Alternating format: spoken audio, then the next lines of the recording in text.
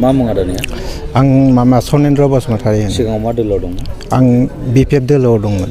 मा पदआव दङ? दा नोंहा सिगाङाव बिपिएफ दोलोआव? सुरिबारि बुथ कमिटिनि प्रेसिडेन्टमोन। दिनै मा दोलोआव जइन जाखो नोंथाङा? इउपिपिएल दोलोआव जइन जाबाय। सिगाङाव माबायदि सुबिदा मोनदों नोंथाङा? आगोलावथ' सुबिदाया एसेबाबो खममोन। दा फेसिलिटि हिसाबै नुहुरोबा इउपिपिएलनिफ्राय एसे साबसिनाव मोनलादों आरोखि मानसिफ्रा। बेराफारसे गासिबो सान्थि दिबस फैबाय।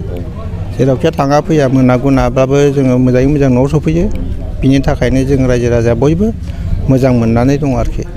साबेसे हाबफैदों नोंथांमोनाव? जों बावहाय 11 जन दङ दिनैहाय जइन जाफैनाय।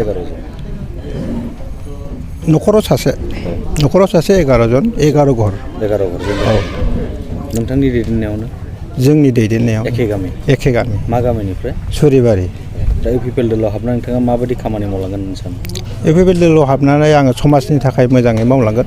जेन' गामिया डेभेलप जालाङो बेफोरखौ आङो गोजौ लेभेलनिफ्राय एसे रिकुवेस्ट खालामनानैबाबो गामिनि मानसिफोरखौ मोजां लामायाव दैदेनलांनो नाजागोन आरो।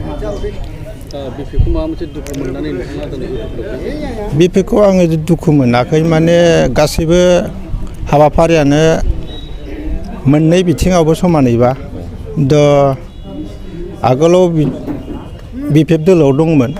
बे सरकाराबो मोजाङै सालायबोदोंमोन। गेजेर खन्दआवहाय एसे हमनो हानाय बायदियै दा रायजो राजा एसे उसुबिदा मोनदों आरोखि। सुबिदा मोननानै दा इउपिपिएल दोलोआवहाय दा बांसिनैनो जइन लागासिनो दङ। आरो लाबावगोन आरो दंबावो आरो जोंनि गामियावबो दंबावो उनबारावहाय लाबावो।